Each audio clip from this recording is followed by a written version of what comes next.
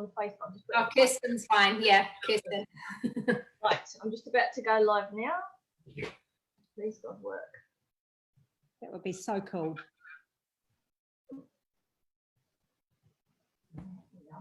Right. Just waiting for the photograph to come up. Oh, yeah.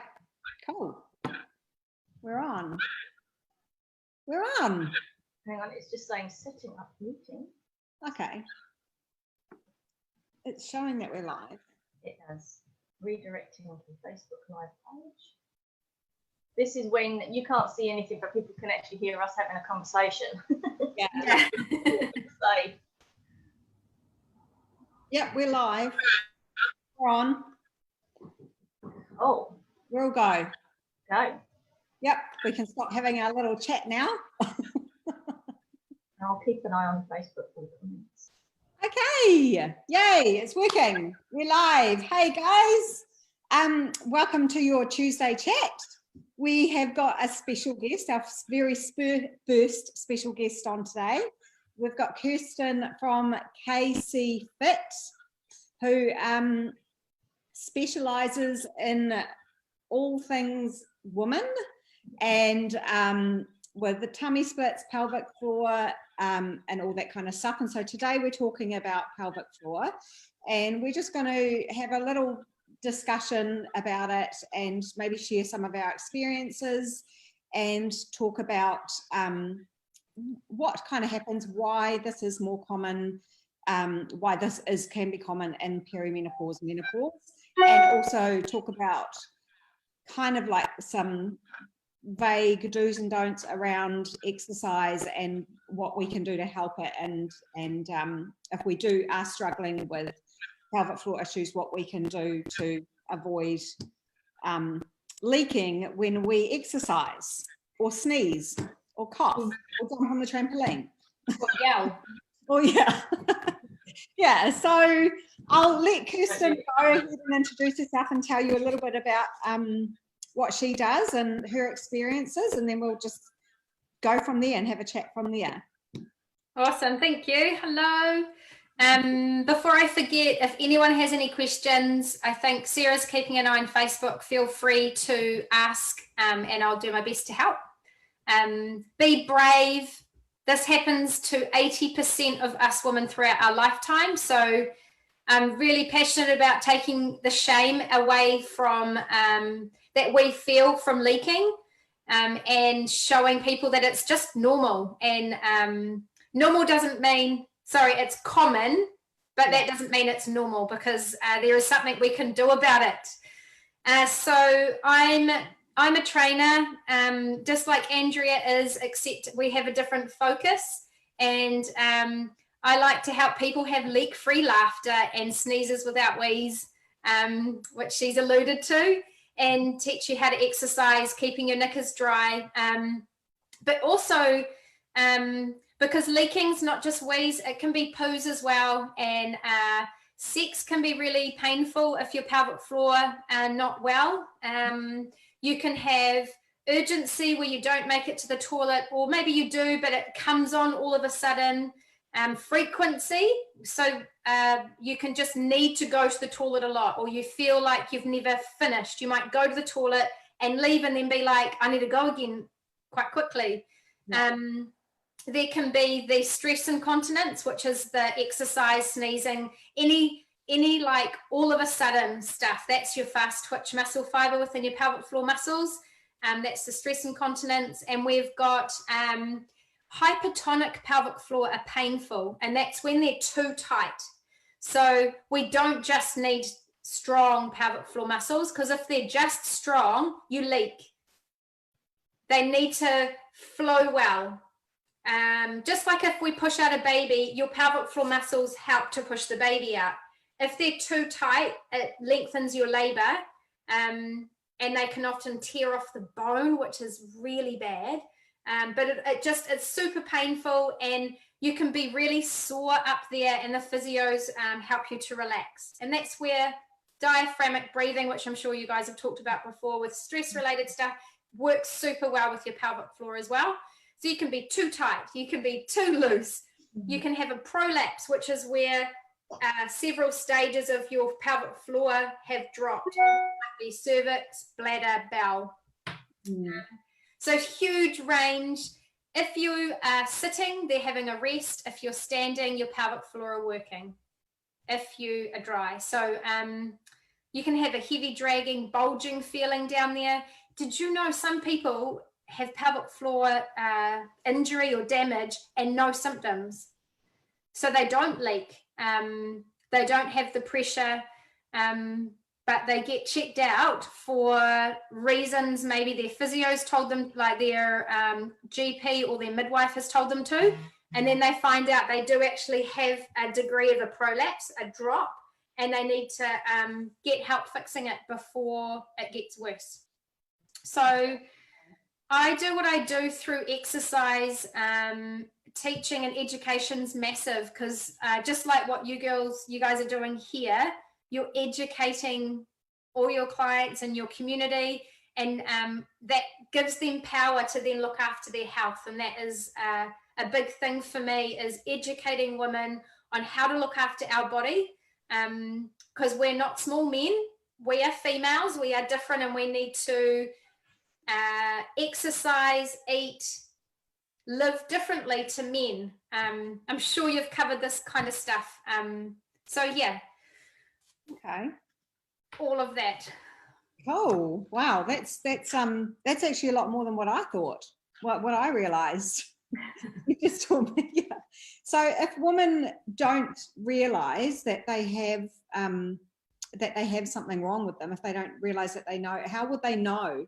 They wouldn't know unless someone for some reason, set them to a physio or something.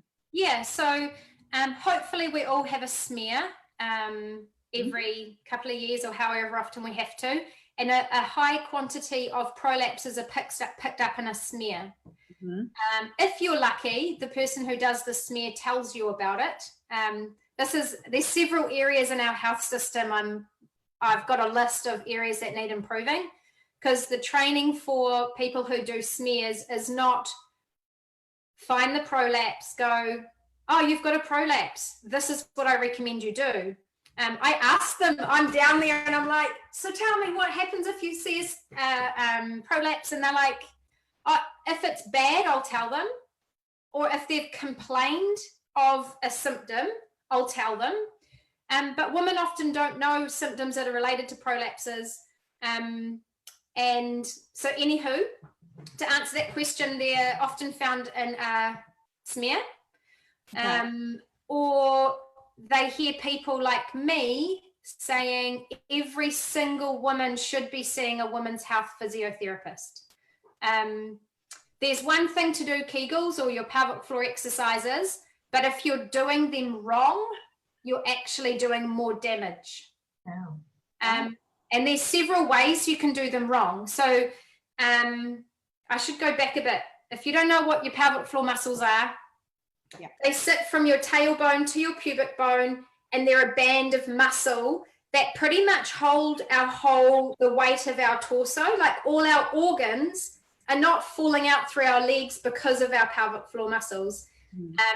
They control when we poo, hopefully when we fart. That's another weakness in your pelvic floor, or an issue, is if you start to realize that you don't have control of your farts as much as you used to, and you feel yourself going, oh, sorry, little sneaky ones leave. And the wheeze, they also, they play a part in sex. So in the pleasure of our sex or displeasure. You in a smear again, they might notice that your cervix is dropping. So anywho, they sit here like this, and they control what goes out, and they keep us dry and supported. And man, where was I going with that? What was your question, Andrea? we were talking about if they're done wrong. Yeah. Thank you.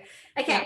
So the idea of your pelvic floor muscle is through your breath. So if you inhale, so can I just ask, are you guys doing them yet?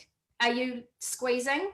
No. I am now. We'll see if you do now. So if everybody watching, if you inhale, expand belly and rib cage. that when we all breathe in, our pelvic floor, our core muscles naturally lower a little bit. So they are at their weakest when we inhale. And then when we exhale, they naturally lift up a little bit. And so that's what we go with. So you want to squeeze and lift up. So when you're inhaling. Exhale. When you exhale. Right. You squeeze and lift up. I've got some fun cues. I might get you to grip on a straw and suck up some frozen peas. And then when you inhale again, you release. Exhale, grip on a tampon, lift it a bit higher, and release as you inhale. You may be a rear end lifter. So on your exhale, give me a rear end wink and lift up. And release back down. So you kind of, I've got the octopus cue, I've got the close the elevator door, go up the lift, I've got heaps of cues. The ways that you can do it wrong is you only squeeze, you never lift. You squeeze and lift up and you never let go. So that's how we get hypertonic. Because in the inhale, remember, we let them release down. You think you're lifting, but you're actually pushing out. That's interesting, because I always thought you squeezed up and lifted up when you inhale. No. Yeah, opposite. Oh, I didn't know that. Wow, that's You need to squeeze your buttocks. So when you're actually when you're lifting up, should you squeeze your buttocks in order to get the lift, or is that the wrong kind of lift? So you want to squeeze, you can squeeze your anus, but not your glutes. Okay. So if you want to check, you can put your hands, you know, under your bum, and then just check it's not your glute muscles, but it is more anal as opposed to your bum muscles. Because remember, incontinence is can be front and or back. And the ideal super supreme pelvic floor lift is rear to front. So on the exhale, it is rear to front and up, but that's like the Maserati. I've nailed my exercises and I can feel it because there's a huge connection from your brain to a muscle. Like if you flex your bicep, you can see it's very obvious you're working this muscle, but down there, I do not recommend getting a mirror. But there's no like visual feedback. I can see it, it's really obvious. Like I honestly recommend everybody sees a women's health physiotherapist, even if it's just to get your technique checked. So they'll do an internal on you. They are the nicest, most comforting and relaxing person who talks to you about all of your health, because you'll find out as we talk more, pelvic floor health is related holistically to so much of our life. And so they're going to find out all of your health history, and then they're going, and when I'm working with clients and they tell me their stuff, and I'm only a trainer, I'm not a physio, I'm already going red flag for things that I'm like, oh, we need to check that. She definitely needs to be seen by a physio. So anywho, the physio will come in, she's in, rubber gloves. I don't do the rubber glove stuff. I'm like hands off. And then she'll get you to she'll talk you through the exercise. She's going to feel the strength of your grip, how high you lift. If you come down again, you know, the ideal, they say, is you lift for 10 seconds, release it down, and do that 10 times. And I teach that it doesn't matter how long you're holding for. It actually matters to me that you're symptom free. So if you're symptom free and you hold for 5 or 7 seconds, then that's awesome, because I care about your quality of life over a number. And I thought I was holding for 10 seconds like a kinkapisi until the physio checked me, and she was like, nah, your squeeze is good, your lift is good, but as you're counting, You're dropping without realizing, and it's really common. So I cannot guarantee a check with a physio well enough. She'll check the strength of your front pelvic floor, back and sides, and it can all be different because you can prolapse from anywhere.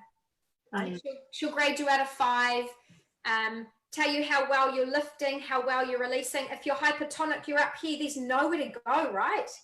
So she'll work on releasing you, more release work. It's all very, very personal and individualized, which is what the physios specialize in. They're really, really good.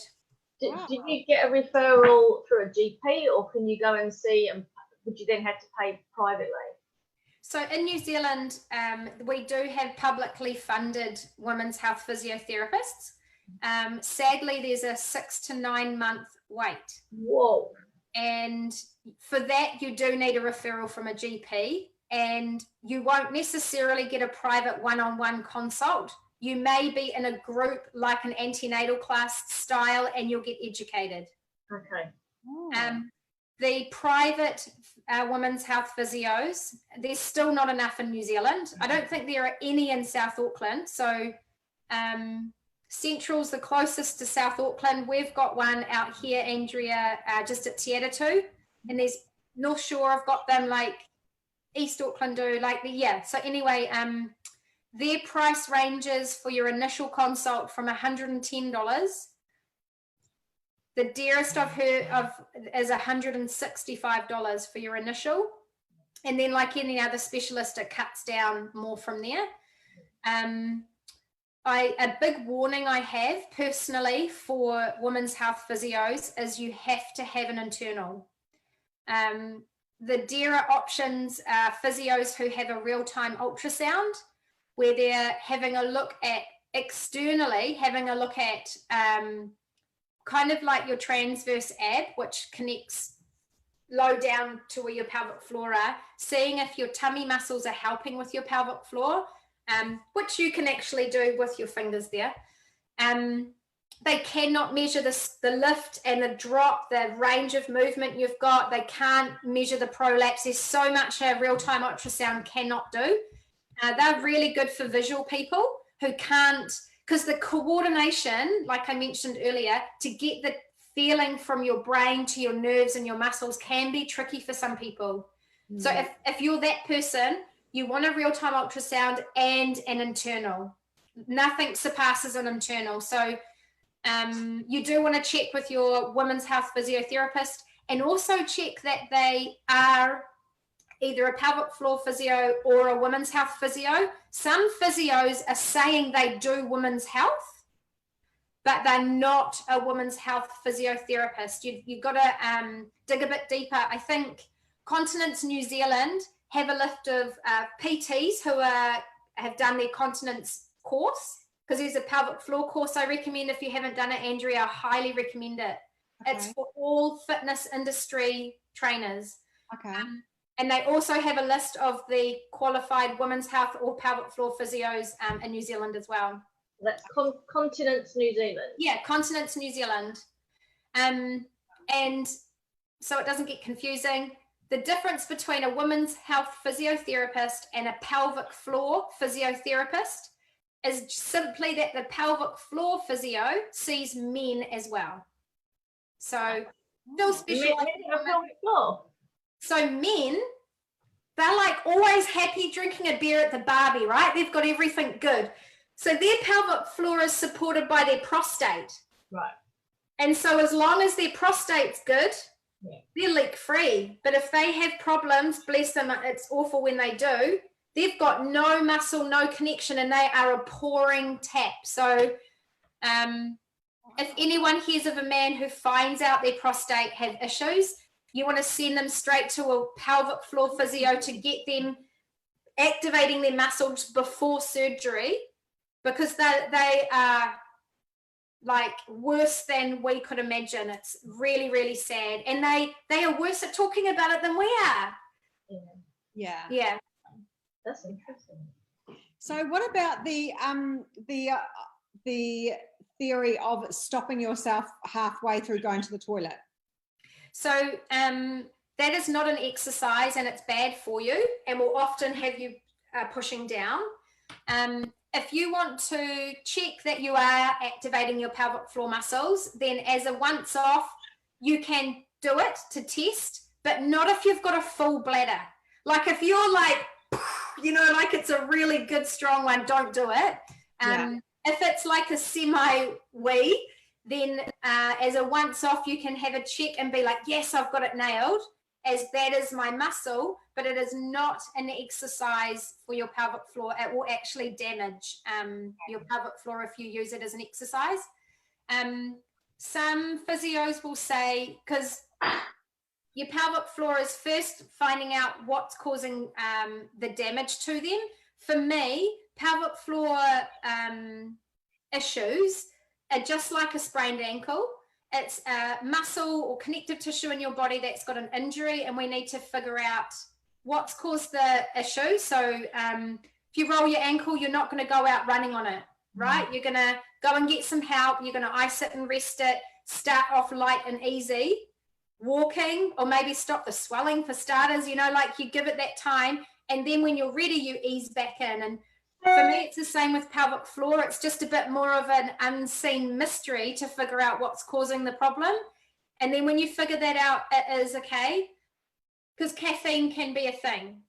So if you figure out, I was just one of the girls this morning only wets herself when she's been drinking coffee. So if she's off coffee, she's fine and never leaks. So she knows her trigger is caffeine. Wow. Did not know that. Wow. Yeah. There's quite a few triggers we put in our mouth, and they all affect different people differently. Like it's not always like that. Coffee does make you go to the toilet. Well, coffee can irritate your bowel and bladder. So coffee, for some people, it doesn't help. You know, if some people are constipated, you'll say, go have a coffee, get things moving. And you kind of just have to test it for you. And it's coffee or tea, chocolate. So anything caffeine based, you can go off it completely. If you have no change, then you may as well go back on it, because you're not someone it affects. I'll go through the other stuff while we're talking about it. This might be even worse than coffee. Alcohol. Oh, I'm fine with that. Yeah, I'm fine with that. Coffee is the one that's upset. It's okay. But a lot of women aren't. A lot of women aren't. So these things irritate our bladder and bowel. There's also fizzy drink, like the carbon part of it. So you can be like, I'm super healthy. I'm having my lemon fizzy water that I've made from home. Sorry, girl, that might be the thing that's irritating your bladder, which sucks. And fake sugar, not real sugar. Yeah. So real sugar's fine for your bladder, but not fake sugar. Then there's more like less common, but maybe acidic fruit. So this is all for you. This is all bladder related, or just the whole, this is mainly for the bladder? This is, these things can irritate your bladder and cause you to leak or have urgency. Okay. Yeah. Okay. So you're just going over the foods or things that can irritate it or make it worse. That's them. And people can think, just because we're on the putting things in your mouth, women can think that I'm leaking too much, I need to reduce my water intake. And it's actually the opposite. So if you're not drinking enough water, your urine becomes more acidic, and that irritates your bladder. So if you knocked back, I don't know, a whole glass or a litre or whatever of water, all of a sudden, that's totally going to flush through your body a lot quicker. But if you sit throughout the day, then like we need it. Please don't cut back on water. That will make you leak more. Yeah. So should we talk about a little bit about the why the pelvic floor tends to weaken, or women over 40 or going in through that perimenopause, menopause phase, why this happens like, it seems to be more common. It might not be more common, I'm not really sure, but it seems to be like a common thing for women over 40 to have this happen. I know this can happen after childbirth, you know, it's quite, you know, after child, but there's some other things as well that it can cause the reason why this happens over 40. If we want to kind of like touch base a little bit on that. Yep. So as I touched on earlier, 80% of us will leak at some stage in our life. And when you break down the statistics, that number actually gets higher the older we get. So a lot will leak during pregnancy. And like you touched on, early postnatal, when, man, you've just pushed out a baby and you're just feeling like, I can't control anything. And that might last 1 or 2 weeks and then you get cool again. It does exercise, like you could have a prolapse and never have had a child, or you can have leaking and never have had a child. Exercising wrongly or in a way that's not good for you is terrible on your pelvic floor. So a lot of heavy strength training, ballerinas who don't breathe. So effectively, and I was thinking before, Sarah, because you touched on Pilates, breath work is really important. If you hold your breath doing anything, it causes intra-abdominal pressure and pushes down on your pelvic floor. And if you've got something pushing down on your pelvic floor, it's really only going to go one way. And depending on the how well the function is, it might be okay for a bit, but it's going to get tired and it's going to keep going down. But if we work through our breath and allow our pelvic floor to go through its natural motion, then we're a lot safer. I had this poor mum who prolapsed fully, and it was through strength training before she had children. So she had 2 cesarean births. There were no vaginal births. A vaginal birth puts more pressure on your pelvic floor. But she did deep squat powerlifting and fell out. But we reversed the prolapse. Only 20% of prolapses need surgery. So 80% of a prolapses are helped through education and doing your exercises right. So stopping the stuff that's irritating or causing that pressure and doing the exercises correctly. And remember, exercises done wrong are just making it worse. So that is the stuff outside of age. And then as we get older, our hormones change again. So a couple of reasons why pregnancy causes more leaking is hormones and the extra weight that we carry, because as I said, the pelvic floor is supporting all of our weight. And then that actually comes through into our older age. Hormones change. The laxation kind of your pelvic floor connective tissue isn't as good as it used to be. And we just have to have more exercise, more wisdom around it. Often as we get into our 40s and beyond, we do drink more alcohol naturally. We are getting more relaxed and enjoying the finer things in life that are actually counteractive to what our body needs.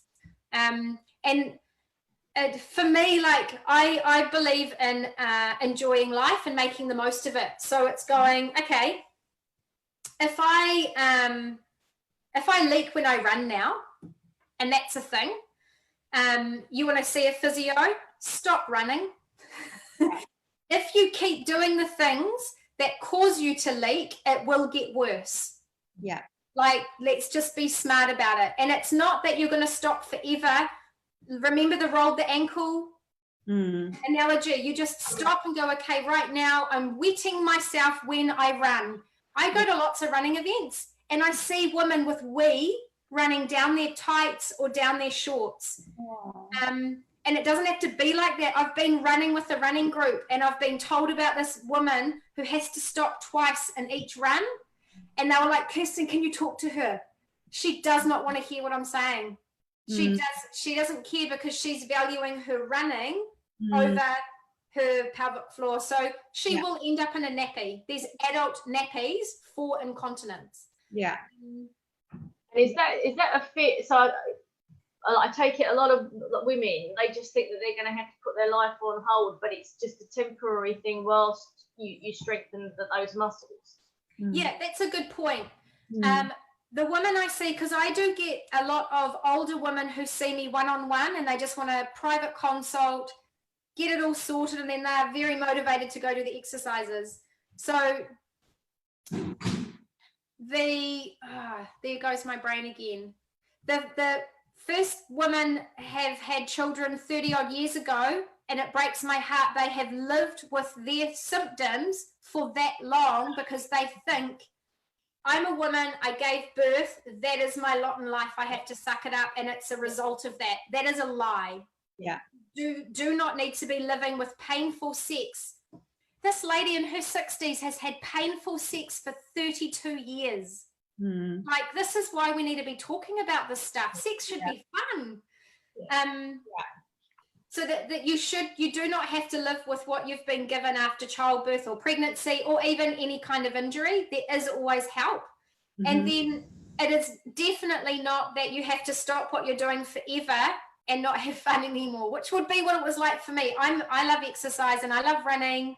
I love bouncing on the trampoline with the kids. If you wet yourself, jumping on a trampoline is not always, it's going to get you crossing your legs before you even get out there. So it is, there is always hope, no matter what your age is, no matter how long you've been living with symptoms, no matter how bad it is, what you're living with, there is always hope for a better quality of life. Yeah. And it's just about like say that person, for example, if you say, like you said, it's their choice. Like either they end up in nappies, or they keep running, but so then it's not that they can't run forever for the rest of their life. They just might have to just change the way that they do exercise, because they probably think that you've said no running, it means no exercise. Like you can't, but it's just a matter of changing the way that you do exercise.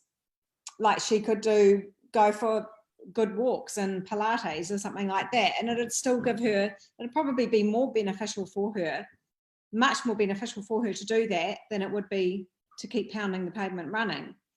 So it's not to say she can't return to running. There's this really neat toy, I call it a toy, physios have called a pessary. Have you guys heard of that? So it's essentially scaffolding that hold up your pelvic floor muscles. So first of all, your first protocol is seeing a physio, checking your technique, checking where you're at. And then every muscle, if you're doing what you should be doing and not doing the things that are causing a problem, it takes about 3 months for a muscle to peak, to get to where it's going to be awesome. So if I even say 10 weeks, if your ability, you haven't been able to increase the strength or the endurance of your pelvic floor, then I'm 100% send people to a women's health physio. The physio is going to work through stuff with you. Sometimes they do this electronic waking up of the nerves and muscles down there, because a lot of damage can have happened in the past. So they do this electronic stuff that sounds weird, but it works amazingly. They're going to do every single thing naturally that they can to stop you having to have surgery and to give you the quality of life that you want. And it's different for all of us. And part of that might be a pessary. Some women can just wear a pessary for exercise, and they insert it. There's loads of different types of them. They insert it for exercise really safely and fine, no leaking, no heaviness or dragging or pain, and then they remove it after exercise. And some women wear one all the time. They have sex with it, they have their period with it, and they see a gynecologist every 6 months to change it. One of the symptoms or things that bring on needing more surgery for a prolapse is a prolapse surgery. So if you have prolapse surgery, it has a lifespan. And especially if you haven't learned how to do the exercises properly, how to listen to your body, how to exercise, stop blooming running for now and just get better. Yeah. Then you're going to prolapse again and need further surgery. Yeah. So if you can do everything you can to prevent surgery, then you're serving yourself really well. Yeah. Good news, because perimenopause can be pretty average, and part of that is that our pelvic floor doesn't function as well, and so we definitely need to look at the things that might be irritating it and the exercise pulling that back and listening to your body, breathing. But the great news is as I'm sure you guys have taught, your hormone levels change again as you come out of peri and get into menopause, and they actually are better. I know this awesome great grandma, and she had 6 children herself, a farmer, so a lot of heavy lifting. She didn't leak until she was in her 80s. Wow. That's crazy, eh? But then me, I have, I was going to talk about genetics. So I have, my ligaments are looser than normal people, or than I would like them to be. So all my life I've rolled my ankles a lot. I've got weak wrists. They're like, my husband hassles me. I get tired playing tennis. My wrists don't cope. Squash is a lot better. But so for me, my pelvic floor, because they're held on by a connective tissue, they need more support or more care, more wisdom to be exercised than obviously this great grandmother who had no leaking until she was 80. Yeah. So we do it as women so much. I talk about it heaps, is not to compare ourselves to other people. Yeah. You could do the exact same stuff as someone and you could have terrible problems, or they could and you can be fine, and you're like, you must be doing something wrong, and that's not the case. It can just be genetics can be really stink on us, and our own medical and exercise history. Stress is terrible on your pelvic floor like it is on our whole body. So the things in exercise that can irritate, so our pelvic floor have this fast twitch muscle fiber, which is the jumping. Anything all of a sudden, coughing, laughing, sneezing, shouting. Yeah. If you're struggling, then really pull back on that stuff. Another thing can be endurance. So even walking, I've been working for a while with a lady who delivers her son's, she's an angel, her son's newspaper run. It's like, dude, it's his job. Oh, God. Money. Yeah. So she's out walking, pushing like a buggy. So there's weight added. So remember that intra-abdominal pressure, as well as she's standing on her feet walking, and she's going up and down hills. So there's a lot going on there. And if she exceeds 40 minutes, she's leaking. And that's walking. Yeah. So your endurance plays a big part. You might need to shorten how long you're moving for, because I believe we should all move every day in some way or another, but it doesn't need to be for a crazy length of time. Like if you do 5 minutes of movement, your body feels amazing from it. And 2 10-minute walks might be better for you than 1 20-minute walk. Like we've all got to look at what is better for us. Yeah. 100%. So because I'm often talking, and we often do talk about the importance of strength training for our bones and for women over 40 and all that kind of stuff, but it's just basically listening to your body and not going too heavy. Yeah, so a good test for that, if we all stand up. Ooh. Lucky I don't have my pajama pants on. Lucky you're wearing pants. I am. So if we inhale and then exhale, squeeze and lift up. So standing, it is often more difficult to do your pelvic floor exercises standing rather than just sitting. Another way that we can do pelvic floor wrong, I kind of touched on, is just your transverse does it, that deep lower tummy muscle, and not your pelvic floor. So you can put your fingers just inside your hip bones. And here, if that's really strong, you may just be doing your transverse and not your pelvic floor at all. But a physio finds that out for you.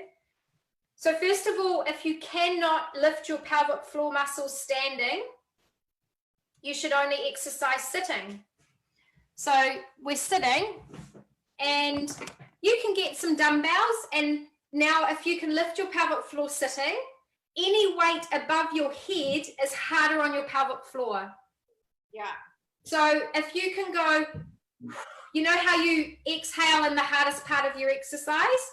Exhale, lift your pelvic floor, push the weight up. You should be fine sitting once you've coordinated your pelvic floor with your breath and your movement. Wow. So if we go to a squat, Yep. The depth of your squat, you got to lift your pelvic floor. Check. Can you lift your pelvic floor? Whilst you're down in the squat. While you're down in the squat, you just do a cheeky little check and then release. I can't squat, let alone do that. So you release as you come up. Yeah, when you just go down there, just do a sneaky little lift and then lower. It changes it all right, because when you go down, your core, there's that pressure again. So you've got to have the coordination and the strength to lift and then release. And it's the same for any of your weight training. So whatever exercise you're doing, if you cannot lift your pelvic floor, maybe your squat's too deep, maybe the weights are too heavy and you go lighter, maybe you've got to peel it back and get the coordination work first. You might need to slow down. But that's how it's all different for us, because we might be fine doing high knees where someone else might not be, and marching might be really good for them, but that marcher might be better with heavier weights, and this other one who could do high knees needs to go in lighter weights. So it's like you said, Andrea, it's listening to your body, doing what's good for it.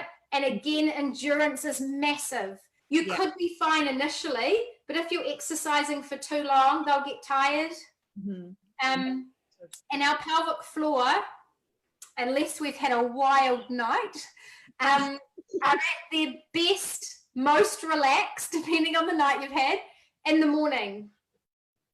So thus, you're going to feel your pelvic floor exercise is best in the morning. Exercise might be better for you in the morning, because if you're on your feet all day, your pelvic floor are working.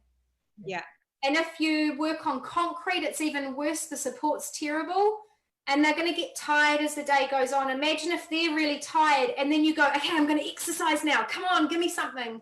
So you might be better exercising in the morning. It's really nice starting the day off with that anyway. I was going to say, it'll come back to me. It's okay. So is that helpful with the exercise? Because 100% we need to do strength training. It is such an important part of what our body needs as we are aging. But we do have to listen. Just listen to your body. Basically. 100%. That's Can I ask a question about the smart balls? I was going to ask you that too. So you know these are these silicone balls that you can put inside, and you're meant to hold them in. Are they good? Are they worth doing, or could they actually do more harm than good than what you're doing? I'm not a fan of them, and the physios I work with are not a fan with them. Like we've talked about hypertonic pelvic floor. If you're holding a ball up the whole time, when are you relaxing it? Okay. Damn it. I see it. I know. Sorry. Still in the box after 5 years, so it's probably perished now. Easy way out. Well, you guys are just about to release some fun Kegel balls in your line. We're about to do a show and tell. Okay, so that's That's a no then. No, yeah, I don't recommend them. I see it as a cheat way, like people want to take a pill for their health. Yeah. Just lay down on your back, do your pelvic floor exercises. It takes 2 minutes. You should do them 3 times a day. I've got a really simple training program called the Pelvic Floor Cheat Sheet. It's a free thing that I've developed, and it's super simple, but you can I maybe can give you share that link and I can share it. Yep. Yeah. And then I've got a very detailed pelvic floor program called Sneeze Without Wheeze, and I got it's all cleared by women's health physiotherapists to make sure I know what I'm talking about. And Sneeze Without Wheeze is really detailed. As you're finding out, pelvic floor muscles and function is very detailed. There's lots of different things that can impact it in different stages of our life. So that one there is a one-off, but it's valuable for your whole life to go back on. And what was that thing she talked about again? Blah, blah, blah. So I've got that as well. Okay. And through both of them, I'm saying, see a women's health physiotherapist. Yeah. So that's the number one thing that you think, if anyone was going to take anything away from that, it would be, if you've got any problems at all, doesn't matter how small, you go and see a women's health physio first to get a proper check, and to know that this isn't normal. It doesn't have to be this way. You can do something about it. And if you need to change your exercise or lifestyle, it's going to be temporary whilst your pelvic floor strengthens. Yeah, absolutely. The motivator sometimes, because women can often be very reluctant to spend money on themselves. Yeah. Men often don't seem to have that problem, but us women do. They'll go, oh, I'm not worth it, or we've got that other bill to pay, and they put their personal health too far in the back burner. Yeah. I guarantee you, if you let your husband know that it will improve sex. I knew you were going to say that. He'll pay for the physio. So the way that it can improve sex is if you're loose, you're not going to feel him as much. Yeah. If you're in better shape, you feel him more, he feels you more. If your cervix isn't sitting where it should, it's going to be awful and uncomfortable. And if you get help with that, it'll make it better for both of you. If you've got scar tissue that's being rubbed, the physios work on helping to release it.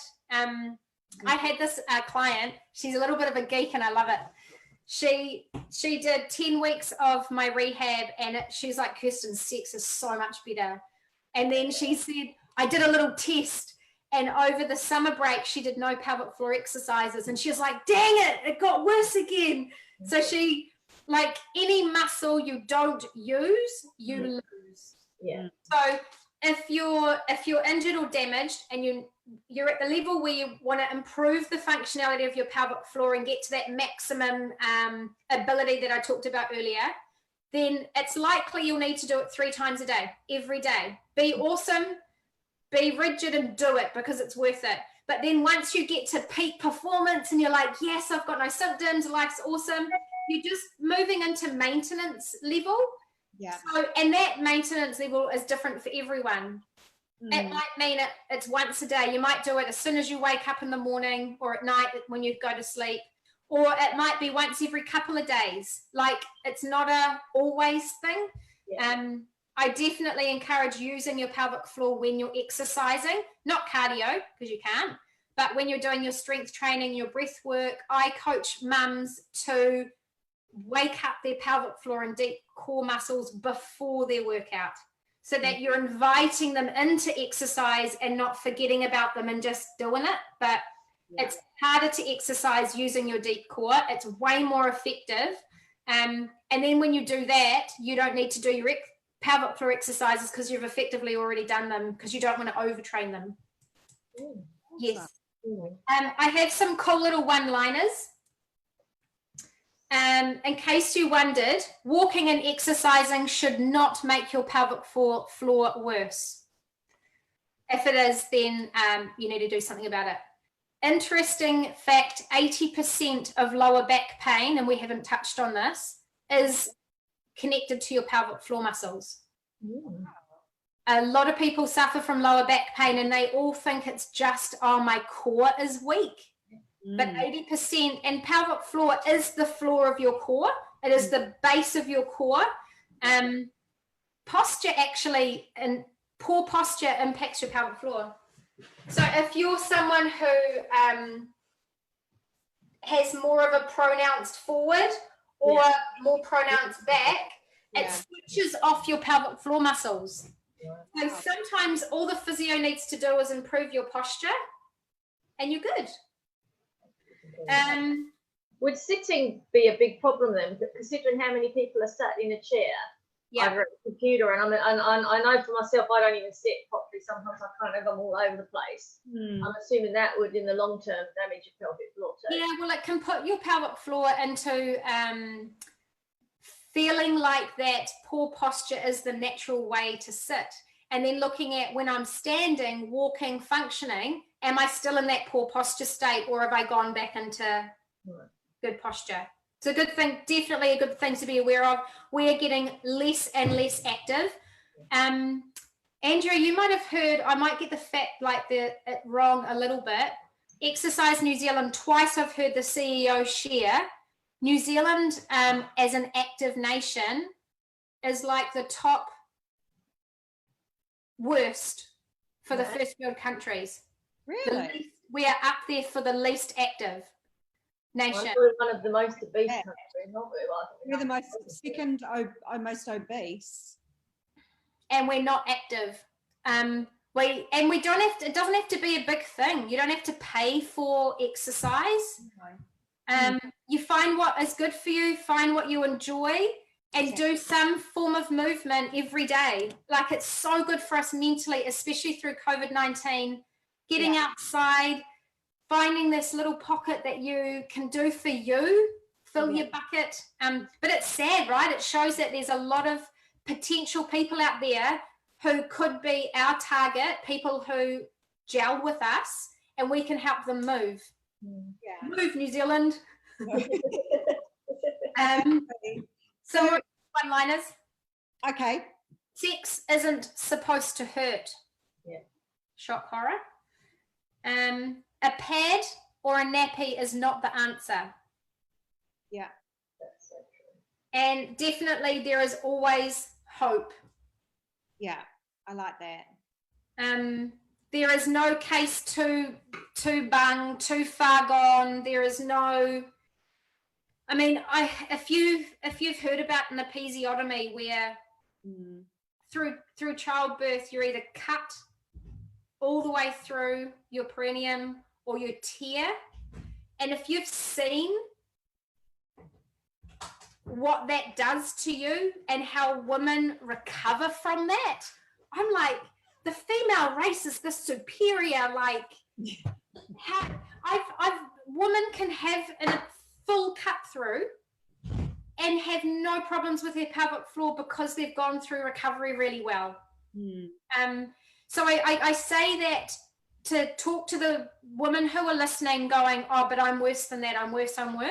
There is always hope. You can always get help. I'm not a physio, I'm not a specialist doctor, but if you want to reach out to me for private advice, then please do feel free to reach out and I'll help point you in the direction. I'm a bit of a geek. When women say to me, like, one lovely mum always had sanitary pads. If she would leak 4 or 5 times a day, she'd just change her pad. And then she was doing rehab, just doing the stuff that I'm teaching you, but in more detail. And then she sends me a text message and she's like, Kirstyn, I've had the same pad on all day and it's dry. Wow, that's awesome. That stuff, I'm like, that is a huge win. Quality of life. Yeah. Good. Oh, and where can they find you? If people want to find you, where can they go? So I have a free private community called KCFit Mum Life. My daughter painted it for me. Mum Life community. Public page is KCFit. There's Instagram. I've got my online membership, which is kcfitathome.com. I've got free resources there, and that's where you'll find Sneeze Without Wheeze, the pelvic floor program. Yeah, otherwise you can PM me. Awesome. Information is powerful. When I injured my body through exercise, I cried. Like, I think a big part of what we need to do if we're injured is face that grief of, like, this is what I've got. I've had mums ringing me desperate saying, I'm falling out. I can't pick up my children. What do I do? Because they've got a gap before they can see their physio. I'm like, you need to see a physio. I've got to get your help. And that's just talking through, lay on your back, do some breaths. We can help it come back in. Anyway. Yeah. Give me, reach out if you need it, because it is real and it can be very emotional. And the more we can be talking about it, the more we can support other mums and be like, oh, flip, I'm the same. Phew, it's not just me. And I can change. I can get change. I don't have to live like this. Yeah. Yeah. That's awesome. Awesome. Thank you so much for that. So the top thing that you would get women to do like today would be to just do those lifts, the lifts and the release, like you taught us at the beginning. Yeah, if you download the pelvic floor cheat sheet, which is in the free resources of the KCFit@home.com. Okay. That pelvic floor cheat sheet teaches you a little bit more on the technique. I know our local physio is currently only $40 because it's through telehealth. It's not an in-person thing. But you can book them with her. She does Thursday appointments. The other days she's at the hospital working there. And you could have a consult with her through your computer for only $40. And then even from that, she can say, personally for you, this is what I want you to do. And once we get to, I'm guessing level 1, she will be able to do in-person stuff. I don't know. But then might say, okay, come in and see me. But pelvic floor exercises done right, women's health physiotherapist, listen to your body. And who's that physio? Do you have her name? Yeah, Jamie Thomas. She is Tieta Health Physiotherapy. And you've seen her? Yep. I only recommend physios I've seen. So there's some on the North Shore and over here. Before I refer anybody, I always go see them personally. It is such a private thing to be a part of. Yeah. And I also want to say sexual abuse is a real thing in New Zealand. If you hear me say an internal and you shut down and say there's no way anyone's going near me, the physios are very sensitive to this and they will never force an internal on you. And they can assess you as best as they can without going in. So please don't let that stop you getting help. As I said earlier, they are the most understanding, compassionate people who make you feel really relaxed. So yeah, I'd hate for that to be a barrier to you getting further help for your health. Yeah, perfect. That's such valuable information. That's so good. I did not know that about the women's physio. That's so good. Awesome. And basically basically the whole crux of it all, like especially when it comes to the exercise, is everyone's an individual and it's not a one size fits all. Yep. You know, it's like you said, some women might be completely fine running, some women might be fine lifting heavy, others won't. Yeah. So it's very much don't do this and do this. Yes. It's not. Are there any exercises that you would say absolutely 100% no? I know things that are really hard on your pelvic floor are things like skipping. Okay. Yeah. And the trampoline, especially double unders. When you've got 2 feet off the ground and 2 feet land, that's your pelvic floor feeling that impact. If you skip single leg, because if you love skipping, like I just open up the conversation with yourself. Yeah. Do you love skipping? Do you need to keep skipping? Yeah. If you love it, you need to. Let's look at how we can make it a bit better. Yeah. I remember our boxing warm-up used to be 2 minutes of non-stop skipping. And that would send people to the toilet. If anything sends you to the toilet, I do encourage that for now you do stop. Yeah. All right.